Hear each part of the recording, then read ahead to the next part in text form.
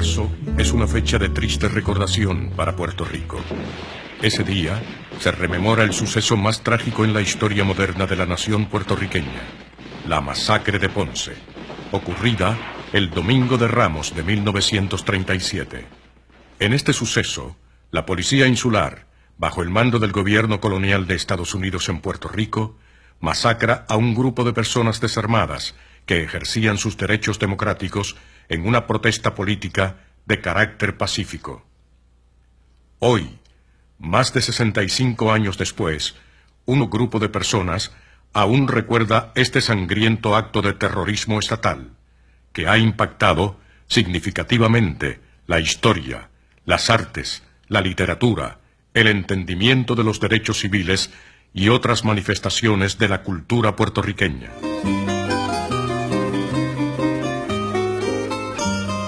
Las personas comienzan a reunirse frente al antiguo comité del Partido Nacionalista a eso de las 10 de la mañana. El antiguo local, hoy Museo de la Masacre, está localizado en la calle Marina, esquina calle Aurora en Ponce. Luego de una breve ceremonia y discursos políticos, los manifestantes marchan en silencio hacia la Catedral de Ponce en la Plaza Las Delicias.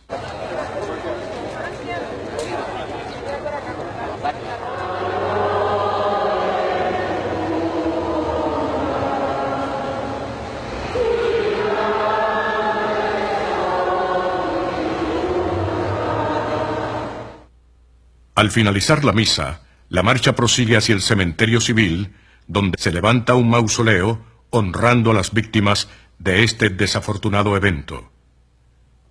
La mayoría de las víctimas asesinadas están enterradas en este camposanto, incluyendo a la niña Georgina Maldonado, de tan solo 13 años de edad. El acto de recordación concluye con discursos políticos de nacionalistas y de otros independentistas, denunciando al colonialismo estadounidense en Puerto Rico. Dime quién escribe la historia de grandes profetas, mártires y gloria. Dime qué verdad es absoluta, quién tiene la antorcha que marca el poder. Nuestra historia es un rompecabezas, nos han ocultado algunas piezas. Ahora quiero desnudar una cara de la verdad desconocida. Mi perla del sur presenció como a jóvenes luchadores, trabajadores puertorriqueños les quitaban la vida.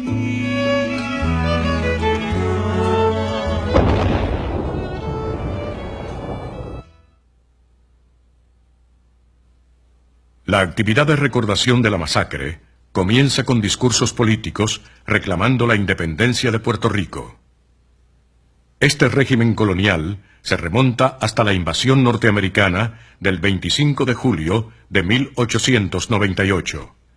La invasión es un episodio caribeño más de la breve guerra librada ese mismo año entre Estados Unidos y España, la Guerra Hispanoamericana. Esta guerra es provocada por la actitud imperialista de los políticos republicanos en el Congreso norteamericano y por la política represiva del colonialismo español en Cuba. Al invadir en Puerto Rico, los Estados Unidos prometen a través de un alto oficial de su ejército que sus fuerzas militares vienen portando la bandera de la libertad, inspiradas por un noble propósito de buscar a los enemigos de nuestro país y capturar a todos los que ofrezcan resistencia armada. Os traen el brazo alentador de una nación de pueblo libre, cuyo mayor poder consiste en la justicia y la humanidad para todos los que viven dentro de su comunidad. Nelson A. Miles, Mayor General, Ejército de Estados Unidos. Como demuestra la evidencia histórica en este documental, tales promesas nunca se llegan a cumplir. A la invasión de 1898 le sigue la implantación de un gobierno militar dictatorial, que finaliza en 1900 con el establecimiento de un gobierno civil por la ley Foraker. Los puestos claves de este nuevo gobierno colonial serán impuestos y controlados por el presidente y el Congreso de los Estados Unidos. La ley Foraker también impone unas leyes de cabotaje que encarecen significativamente el costo de las importaciones. Estas leyes fuerzan, hasta el día de hoy, la utilización de la costosa marina mercante de Estados Unidos para la transportación de productos al territorio puertorriqueño. De 1917 al 1952, la Ley Jones establece la estructura de una colonia clásica en Puerto Rico. En ese año de 1917, los Estados Unidos imponen su ciudadanía a los puertorriqueños ante los aires de la Primera Guerra Mundial. Bajo la Ley Jones, el presidente norteamericano nombra al gobernador de Puerto Rico y a 3 de los miembros de su gabinete. Los puertorriqueños solo pueden votar por los miembros de ambas cámaras, que tienen poderes muy limitados. Este esquema jurídico colonial será controlado por los poderosos intereses bélicos y azucareros estadounidenses. Así, Puerto Rico se convierte en una colonia naval militar y azucarera hasta bien entrada la década de los 1940. Ya desde el 1900 se establece la limitación de 500 acres de terrenos que podían ser propiedad de cualquier persona natural o jurídica en Puerto Rico. Este límite intenta evitar el acaparamiento de la tierra en pocas manos y la creación de grandes latifundios. Sin embargo, por la tenaz oposición de los grandes intereses del azúcar, el límite no se puso en efecto hasta la década del 40. Al comenzar la década del 30, ya 4 corporaciones de capital norteamericano son propietarias de 11 centrales de azúcar: Central Aguirre, South Puerto Rico, Fajardo y United Puerto Rico Eastern Sugar. Estas compañías controlan más del 46% del total de la tierra organizada en corporaciones y gozan de gran poder, tanto económico como político. No obstante, estas corporaciones empobrecen a los puertorriqueños en vez de producir prosperidad. Puerto Rico ha sido víctima de una economía laissez-faire que ha originado el rápido crecimiento de grandes corporaciones ausentes, las que han acaparado mucha tierra que antes pertenecía a pequeños cosecheros independientes, quienes, en consecuencia, han sido reducidos a una virtual servidumbre económica. Si bien la inclusión de Puerto Rico dentro de nuestras murallas arancelarias ha sido muy beneficiosa para los accionistas de nuestras corporaciones, tales beneficios no han pasado a las manos de las masas puertorriqueñas. Estas, por el contrario, han visto que las tierras en las que antes cosechaban frutos de subsistencia se han dedicado a la producción de azúcar, mientras que ellos se ven obligados gradualmente a importar sus alimentos básicos, pagando por estos los altos precios del arancel. Hoy, la miseria y la destitución están más extendidas en Puerto Rico y el desempleo es mucho mayor que en toda época previa de su historia. Harold Ickes, Departamento del Interior, 1935. 2 poderosos huracanes, San Felipe y San Ciprián, agravan la pobreza económica de los puertorriqueños en los 30. El huracán San Felipe, en 1928, devasta las cosechas de café y tabaco y deja sin vivienda a gran parte de los puertorriqueños. Así, la crisis económica azota a Puerto Rico un año antes que la Gran Depresión de 1929 afectara a otras partes de Estados Unidos y del mundo capitalista.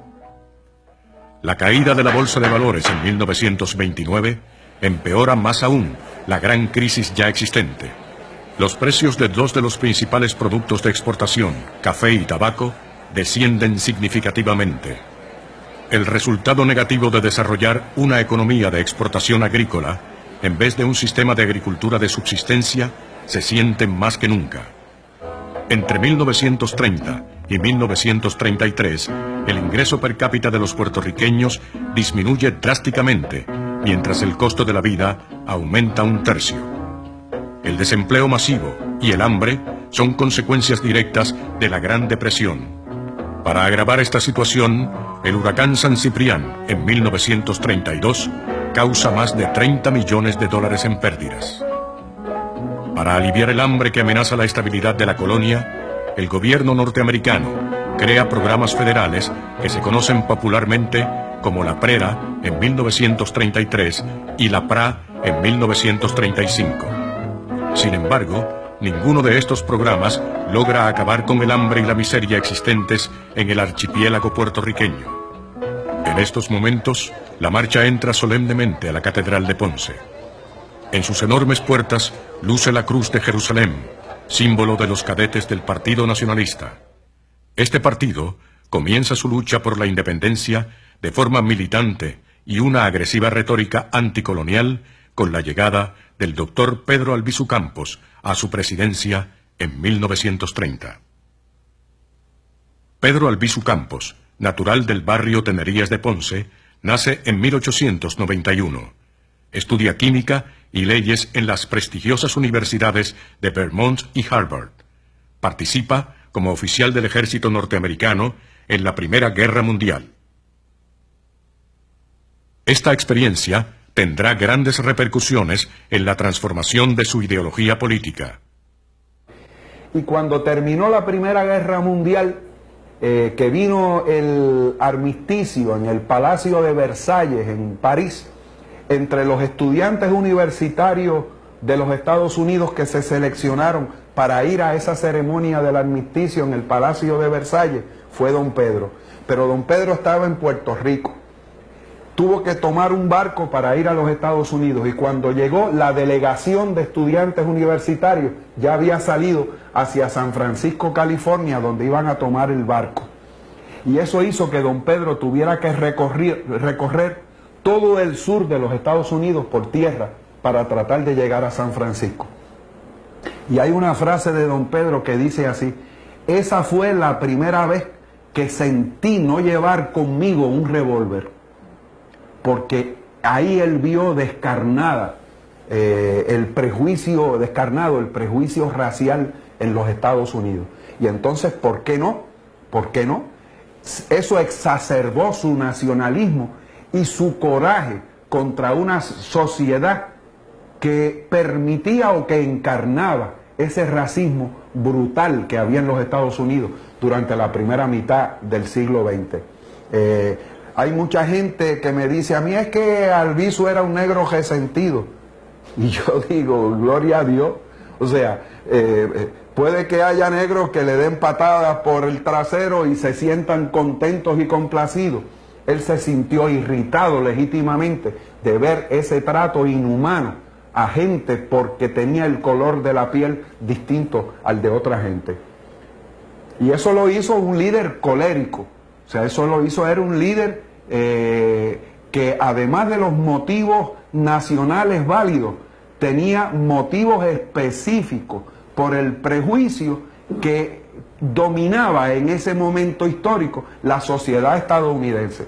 Después viene Martin Luther King, Malcolm X y otra serie de negros, igual que don Pedro, que no congeniaban con ese prejuicio racial y que lo combatieron frontalmente. Al escalar a la posición de presidente del Partido Nacionalista en 1930, Albizu Campos transforma radicalmente su programa de gobierno y su estrategia de lucha. El Partido Nacionalista se funda en el 1922, pero don Pedro no es uno de los fundadores del Partido Nacionalista. Don Pedro ingresa al Partido Nacionalista como para el 24-25, y el 16 de abril de 1925, en lo que entonces se llamaba la Plaza de Armas del Viejo San Juan, que hoy se llama la Plaza Román Valdoriotti de Castro, se celebraba el natalicio de José de Diego. Albizu, a raíz de haber ingresado al partido, lo nombran casi a los meses de haber ingresado vicepresidente. Y era un muchacho joven, todavía se había graduado de abogado en Harvard en el 21, estamos hablando del 25, tenía su bufete o su despacho profesional en Ponce y no mucha gente lo conocía. Y fue el que cerró el acto, fue el último orador ese 16 de abril del 25.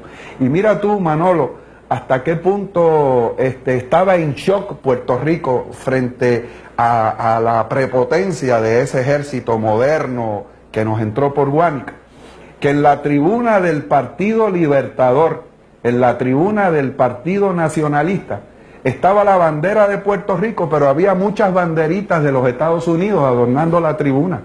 Y cuando le tocó el momento, los oradores previos a don Pedro le hicieron loas a la bandera de los Estados Unidos. Bandera que representa una nación libre y qué sé yo qué, no, yo te saludo y no sé cuánto. Cuando le tocó el momento de hablar a don Pedro, antes de empezar el discurso empezó a quitar las banderitas americanas y las quitó todas y se las echó al bolsillo. Y dijo en el discurso: bandera americana, yo no te saludo, porque en tu país, en tu territorio, tú eres el símbolo respetable de un país libre, pero en mi país, invadido por las fuerzas armadas que tú representas, tú eres un símbolo de la privación de derechos, del pillaje, de la piratería. A raíz de la radicalización del Partido Nacionalista, los encontronazos con el régimen colonial se multiplican. La situación económica de Puerto Rico agrava más aún este conflicto. Para el 1933, año en que Robert Gore es gobernador, se le conoce como el infierno de Gore. Su incapacidad para lidiar con los problemas económicos locales causa protestas en diversos sectores de la población. Tanto los estudiantes universitarios como los trabajadores de la caña, la industria textil y el tabaco se van a la huelga. Gore demuestra que no puede traer estabilidad política a Puerto Rico. En 1934, Albizu Campos participa como líder, respaldando a los trabajadores en la huelga cañera contra las grandes corporaciones norteamericanas. A principios de 1934, la situación en Puerto Rico empeora a un nivel crítico. El infierno de Gore trae gran inseguridad a los inversionistas estadounidenses. El presidente Franklin Delano Roosevelt sustituye a Gore por un general sureño llamado Blanton Winship. El principio de la tolerancia, o para expresarlo en su forma más noble y positiva, el principio de la regla de oro en la vida de relación humana, es la promesa que ofrece el orden social americano. La tolerancia no solamente es un producto del sistema americano, es su característica esencial. Blanton Winship, 4 de julio de 1936. El nombramiento de Winship no logra estabilidad política, todo lo contrario. La violencia entre el gobierno y sus opositores se intensifica. La primera confrontación armada entre los nacionalistas y el régimen colonial no se hace esperar. En octubre de 1935, en las afueras de la Universidad de Puerto Rico en Río Piedras, y en un ambiente caldeado de mítines estudiantiles, 4 nacionalistas y un transeúnte son apaleados por la policía. En esta masacre de Río Piedras, la policía alega defensa propia. Sin hacer investigación alguna de este suceso, varios de los policías responsables son ascendidos. Ante las tumbas de los nacionalistas masacrados, Albizu Campos jura venganza contra los responsables de este hecho. Así, el 23 de febrero de 1936, 2 nacionalistas, Irán Rosado y Elías Beauchamp, ajustician al coronel Riggs de la Policía Insular. La policía captura a estos 2 jóvenes y los lleva a su cuartel del Viejo San Juan, donde los tortura y luego los acribilla. Más tarde, los policías envueltos alegan defensa propia, igual que lo hicieron los policías de la masacre de Río Piedras en 1935. Estos choques violentos, precipitados por el gobierno de Winship y otros de diversa índole, surgen a raíz de las agobiantes tensiones, producto de las condiciones de miseria en que vive el pueblo puertorriqueño. La muerte de Riggs provoca la ira de Winship, quien nombra al coronel Orbeta como jefe de la Policía Insular en sustitución de Riggs. Ante la presión de las autoridades de Washington, Winship ordena redadas contra establecimientos nacionalistas. Al no poder encontrar evidencia de una conspiración nacionalista para asesinar a Riggs, el régimen colonial acusa el 5 de marzo de 1936 a 8 nacionalistas de conspirar para derrocar al gobierno de Estados Unidos en Puerto Rico. Esta acción produce gran malestar en la opinión pública nacional. Un joven representante del Partido Liberal sentencia: El régimen quiere garantizar la venganza por la muerte del americano. Ernesto Ramos Antonini. Los 2 juicios de 1936 contra Albizu Campos y los otros 7 líderes nacionalistas constituyen el proceso judicial más importante en la historia política de Puerto Rico. Estos se celebran en la Corte de Distrito Federal en San Juan. En el primero, un jurado compuesto por 7 puertorriqueños y 5 norteamericanos no logra llegar al requerido veredicto por unanimidad. El segundo juicio comienza el 27 de julio del mismo año de 1936.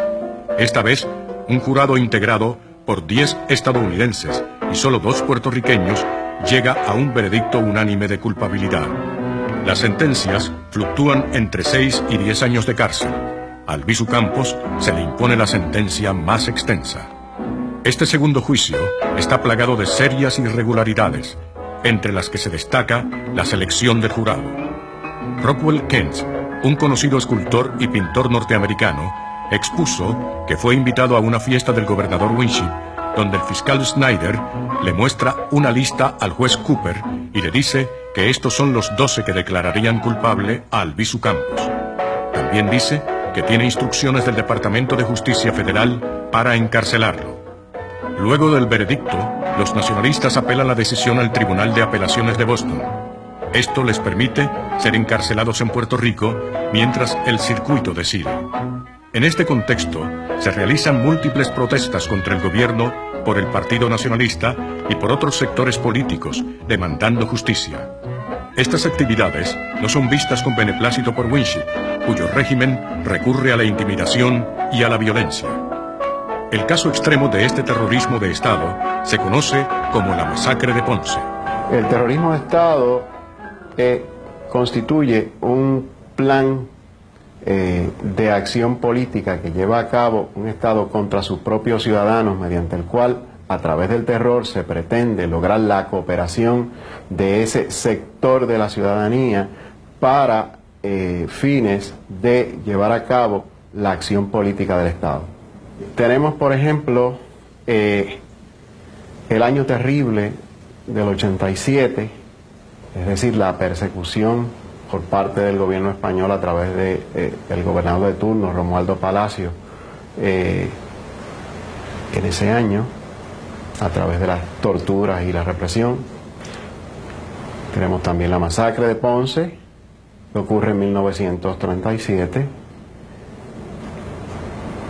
Tenemos también la aprobación de la tristemente recordada ley de la Mordaza, que tiene su efecto entre 1948 y 1957 y que da pie para el desarrollo de la persecución de los puertorriqueños a través de las carpetas que luego pues tienen como consecuencia eventual un famoso caso resuelto por el Tribunal Supremo de Puerto Rico muchos años más tarde, a finales de la década de los 80. Podemos recordar también la represión contra el movimiento estudiantil de la segunda parte de la década de los 60 y hasta 1971 sobre todo. Podemos mencionar también el operativo llamado COINTELPRO, mediante el cual el FBI y demás agencias represivas del gobierno norteamericano en Puerto Rico persiguen los movimientos y partidos independentistas puertorriqueños a finales de la década de los 70 y principios de la década de los 80. La marcha prosigue por los vecindarios y lugares históricos de Ponce rumbo al cementerio civil. Por todo el trayecto, los participantes de la marcha reciben variados saludos de respeto y solidaridad en honor a las víctimas de aquel trágico Domingo de Ramos de 1937. Ese domingo, los nacionalistas tienen planificada una marcha por la ciudad de Ponce para conmemorar la abolición de la esclavitud y protestar por el encarcelamiento de Albizu Campos y otros 7 nacionalistas. La marcha estará integrada por los cadetes de la República, las enfermeras de la República y una banda de músicos.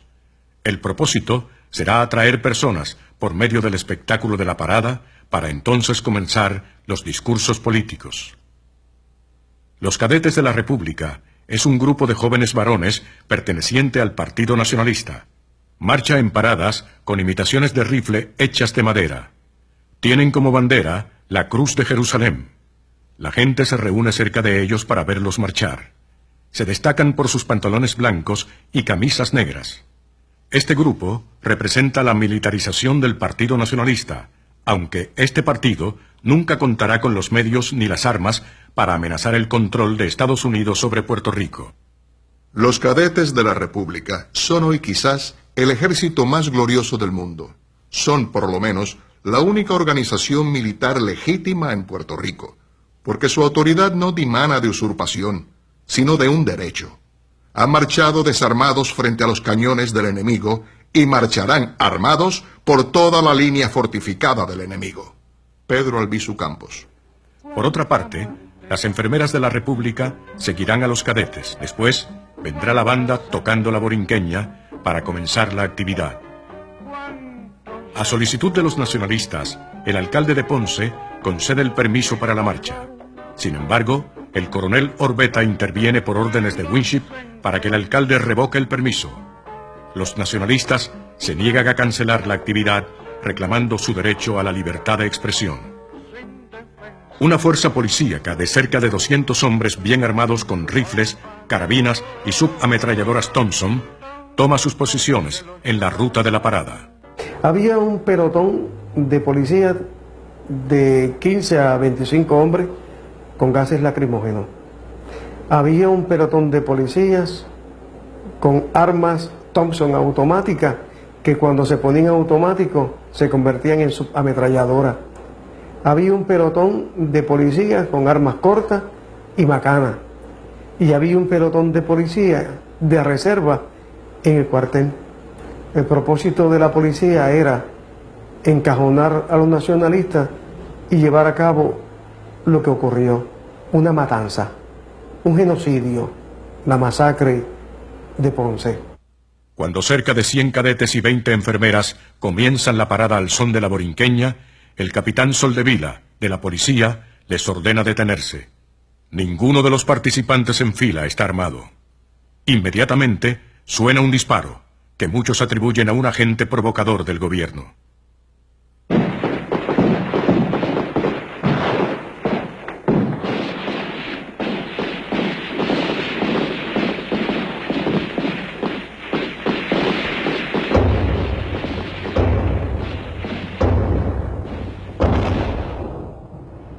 Al final de la balacera quedan 19 muertos y cerca de 200 heridos. El Puerto Rico moderno jamás ha conocido tal derramamiento de sangre por parte del gobierno. Tomás López de Victoria dio la orden de marchen, que trataron de marchar los cadetes y el pueblo también. Entonces se levantó una persona que, según a última hora, oído decir que es de apellido Soldevila, con algo en la mano, así echando a la gente para atrás. Sonó un disparo y después de ese disparo vino una descarga. Ahí se inició el tiroteo, nosotros nos lanzamos al suelo y es natural que las balas pasaran por encima de nosotros y que se mataran los unos a los otros. Yo no me explico cómo no se mataron toditos, porque fueron bastantes las balas que corrieron por encima de nosotros. Pude ver cuando empezaron a disparar la policía, cuando los cadetes se tiraron al suelo. Llegué a la puerta y di vuelta para entrar, era tanta la gente que había que no pude. Y entonces ahí, además de los perdigonazos, de los 37 perdigones que tengo actualmente en las piernas, me pegaron 13 más en la espalda. Yo vi tirar a la policía. Y vi cuando le tiraban a la multitud, a la gente que estaba en la acera, porque ellos le dispararon a la gente que estaban en la acera. Mientras la gente corría, ellos le disparaban, sin piedad ninguna. Así yo pude lograr cruzar hacia la esquina de frente y parapetarme en la escalera de una casa que había allí donde residían unas hermanitas de la caridad, las hermanas Josefina, que servían en la clínica del doctor Pila. Pude lograr la escalera que al frente de ese edificio fue donde logró escribir uno de los heridos esas frases tan claras y tan elocuentes que aparecieron escritas con sangre, que decían: viva la República y abajo los asesinos. En el momento que se inicia el tiroteo, tal vez el primero en caer muerto fue Iván Rodríguez Figueras, que recibió impacto de bala en el pecho, le atravesó los pulmones. Iván cae al piso, su papá, don Genaro, con su cuerpo trata de proteger a su hijo, y un policía con carabinas de perdigones le disparó en la espalda. En ese momento Iván fallecía, don Genaro dejaba el cuerpo de su hijo tendido en el pavimento, trató de refugiarse en la casa de la hermana Josefina, que quedaba frente a frente a la Junta Nacionalista. Corría una señora, doña María Rodríguez, una señora aproximadamente de 50 o 55 años, gruesa. Corría despavorida hacia la esquina del edificio donde estaba la Junta y donde estaba el negocio mío, resbaló en la acera, y cuando cayó, uno de los policías que tenía una de las carabinas en la mano, le da un culatazo en la cabeza con tal rudeza que la masa encefálica de la señora rueda por la acera, y los que venían corriendo detrás de ella resbalaban ahí y caían a montones por la facilidad con que podía resbalar sobre la materia gris de la pobre señora que había rodado y había cubierto toda la esquina. Otra situación que me afectó bastante fue un nacionalista que estaba en el balcón de la hermana Josefina cuando la policía inició el tiroteo, salió corriendo. Trató de brincar la verja en horcajada. Cuando estaba en ese momento en horcajada, un policía con un arma automática de los Thompson le dispara. Él cae moribundo y la verja se le enterró por dentro, que le atravesó la vejiga y la próstata. Cayó al piso y ahí fue rematado por la policía. Otro que me preocupó fue un vendedor de China que estaba en la esquina haciendo eso, vendiendo China. Cuando se inicia el tiroteo, corre hacia el balcón de la hermana Josefina, trató de protegerse detrás de un Cristo, vino un policía y le hizo un disparo en la cabeza.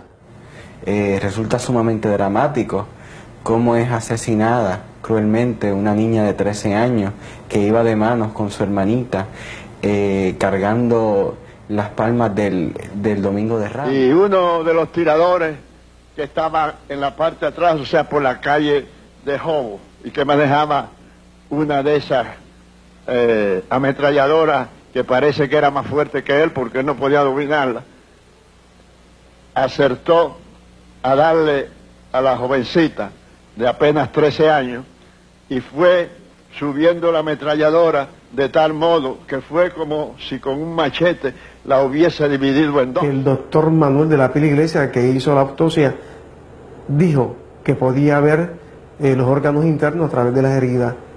El cuerpo de esta niña estuvo tendido en una camilla durante varias horas en el hospital Tricoche y aún llevaba en la mano derecha la rama bendita que había obtenido en la catedral. Su mano estaba colgando de la cama hacia el piso. Murió un mecánico. Ese día era un parroquiano. La policía le hizo varios disparos.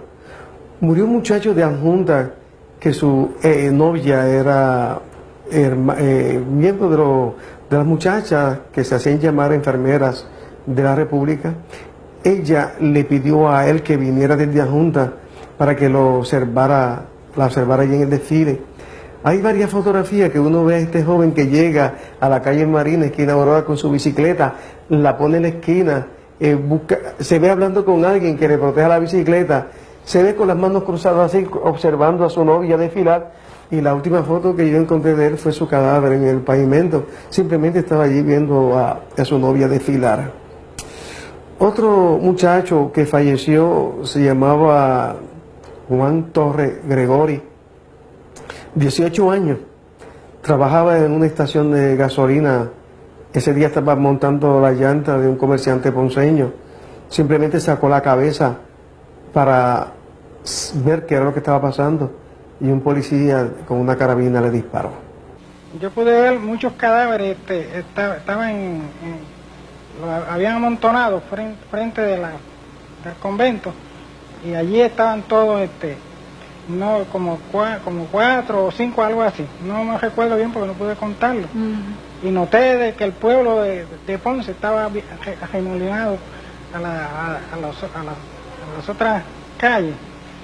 Le gritaba asesino a la policía. Del cometa se veían todos los cadáveres, los que habían caído, y se notaba aún la policía disparando a flor de carretera, tratando de rematar los que habían caído. Y entre cuando sacaban la cabeza a ver y veíamos cuando traían los heridos, entre personas traían los heridos sangrando por la calle y los metían los dinteles de la puerta, porque la policía daba la vuelta a la manzana montado de los carros que tenían antes, como eso para subir, no recuerdo ahora cómo se llamaba eso, tapalodo, algo así, que se subían ahí, esos carros de aquel tiempo, pues con los revólveres en la mano dando la vuelta a toda la manzana, ¿ves? Yo no sé, dando la vuelta, pues.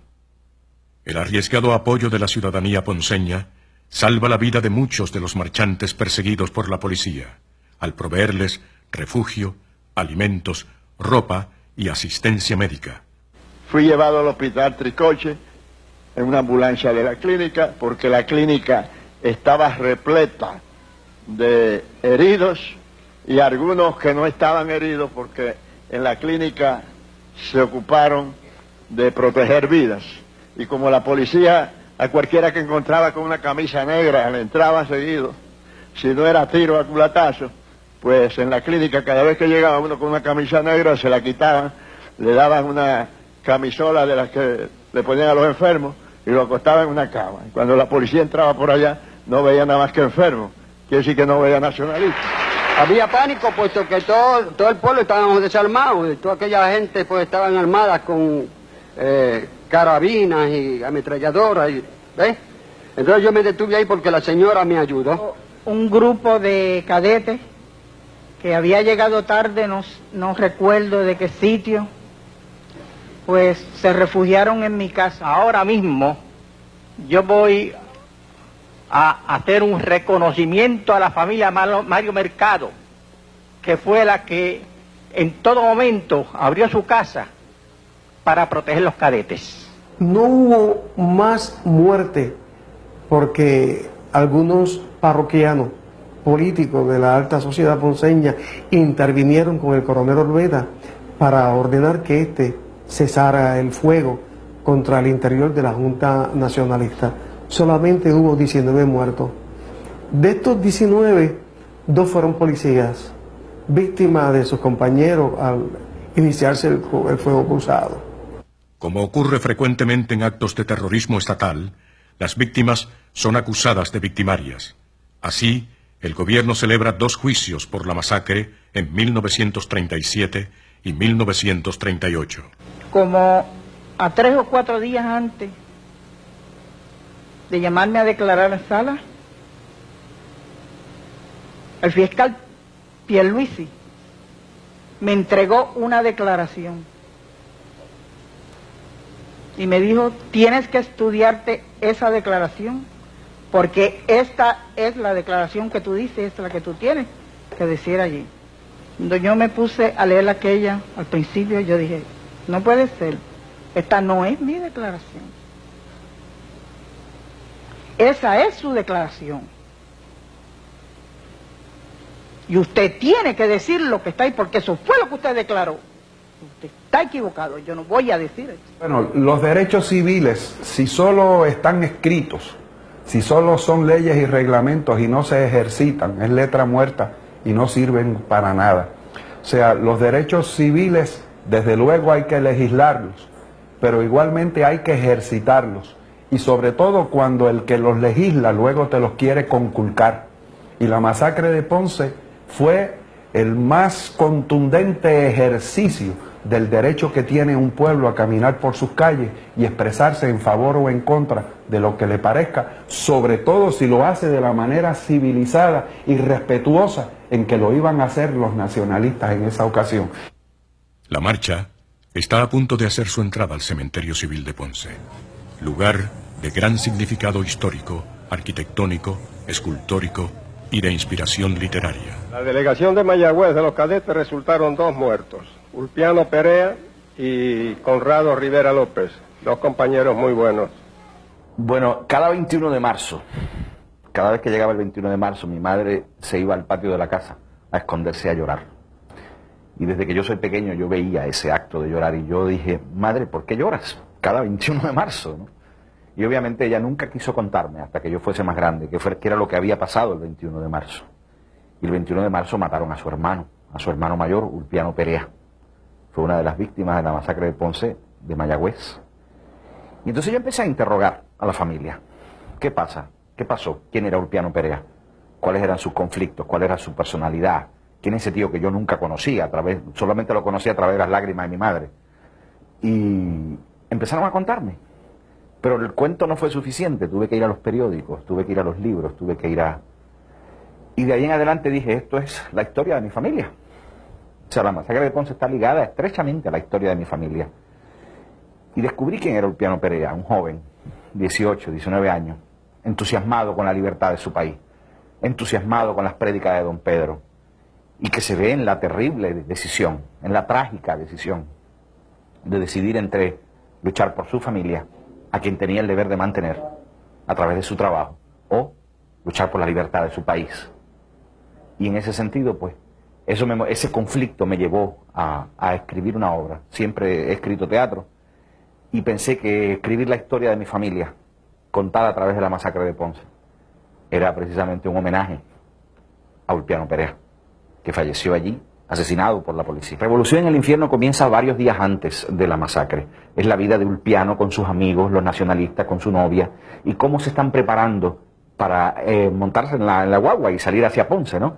Y todos los conflictos internos que él sufre esos días antes con su padre, que es socialista republicano, ¿no? Y entonces, cómo él pelea con su padre, cómo argumenta, el padre le prohíbe ir a la masacre, ir a Ponce a la celebración, y entonces él, en contra de los deseos de su padre, que hasta le esconde el uniforme de cadete de la República, él se va con sus amigos, consigue un uniforme prestado y llega a Ponce, donde finalmente muere.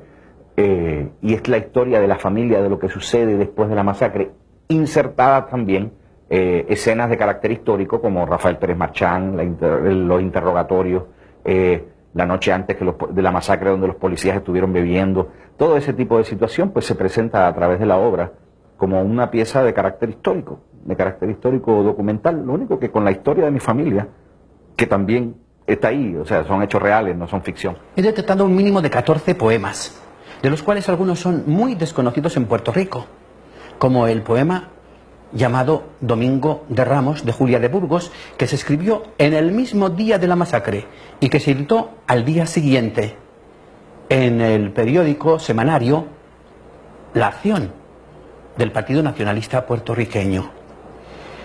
Junto a los poemas he detectado por lo menos 3 narraciones, 3 cuentos, uno de Ana Lidia Vega, otro de José María Ruscalleda y un tercero, precursor o seguidor del Palm Sunday de René Márquez, titulado La Muerte.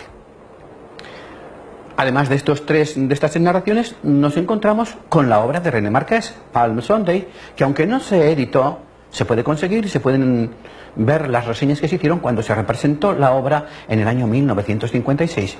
Y últimamente nos encontramos con la obra Revolución en el Infierno. 2 versiones. Tengo de la masacre de Ponce una que es como una especie, es una visión lírica, en cierto modo, de la masacre de Ponce. No es una crónica, no hay policías. Y a diferencia de la segunda parte, la segunda versión, que es ya a modo de crónica, donde se reproducen tiros, hay varios muertos, se ven los cadetes que desfilan, está la policía, y son dos versiones aparentemente encontradas, pero que responden a dos maneras de sentir emocionalmente la experiencia de la masacre de Ponce. La marcha llega finalmente al cementerio y se congrega alrededor del panteón que contiene la mayoría de los restos de las víctimas de la masacre. Allí se reza por sus almas y luego se hacen discursos de índole política. A mí me parece que la consecuencia principal de la masacre de Ponce, al igual que la consecuencia principal de los otros episodios de terrorismo de Estado en la historia de nuestro pueblo, es el miedo que se le ha enseñado a nuestro pueblo, el miedo que ha formado parte de la vida de nuestro pueblo en torno a la idea de la lucha por la independencia. El pueblo de Puerto Rico ha llegado en su mayoría a la conclusión, como consecuencia de esos episodios, de que ser independentista es peligroso, de que ser independentista significa persecución, daño a su persona, serias dificultades económicas, y por consiguiente eso ha mermado las filas del independentismo y ha hecho muy difícil el crecimiento de la ideología independentista en Puerto Rico.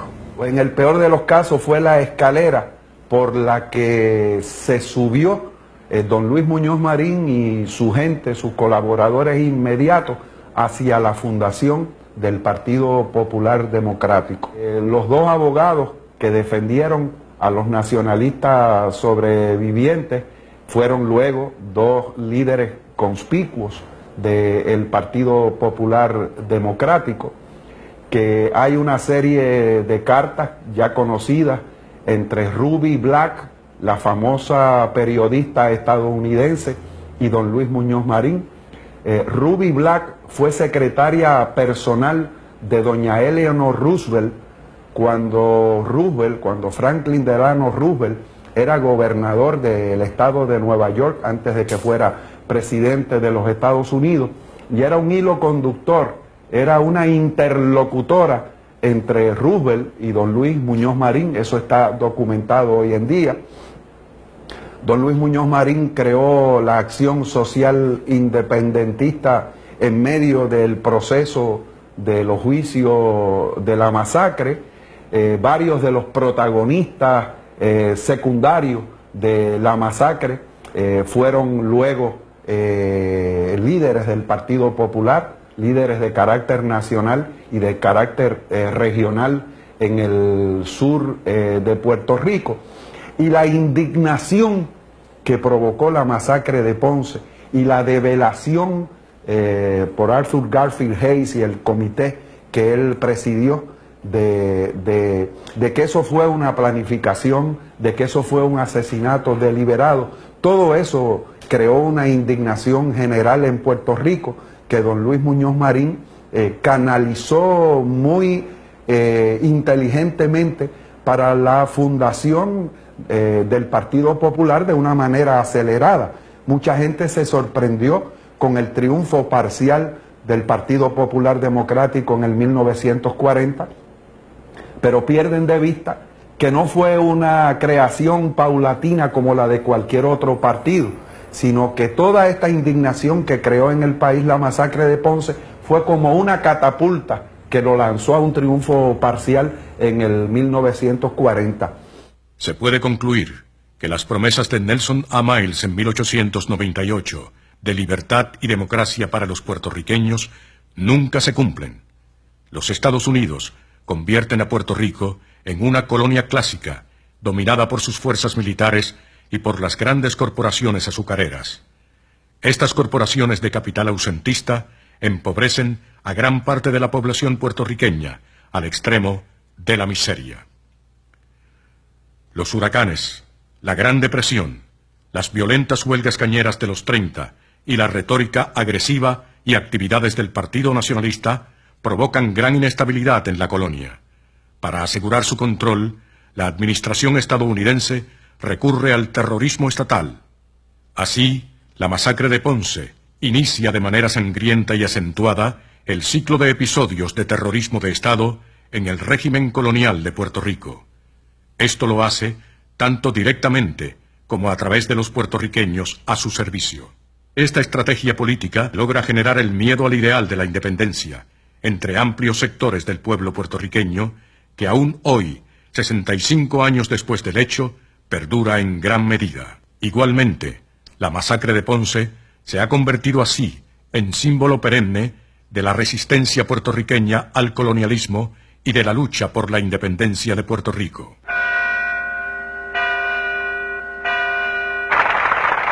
Aquí se ha profanado todo. Se ha profanado en la ciudad de Ponce el Domingo de Ramos.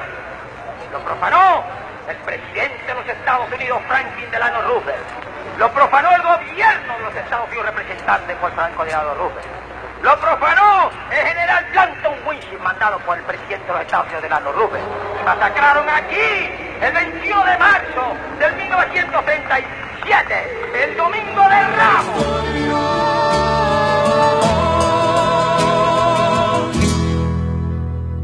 Nunca será ficción.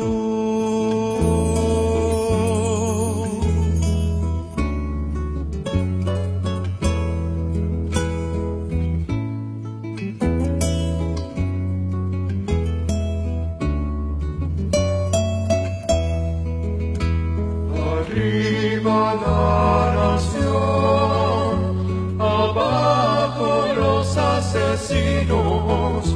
No soy quien para juzgar, de eso se encarga el destino.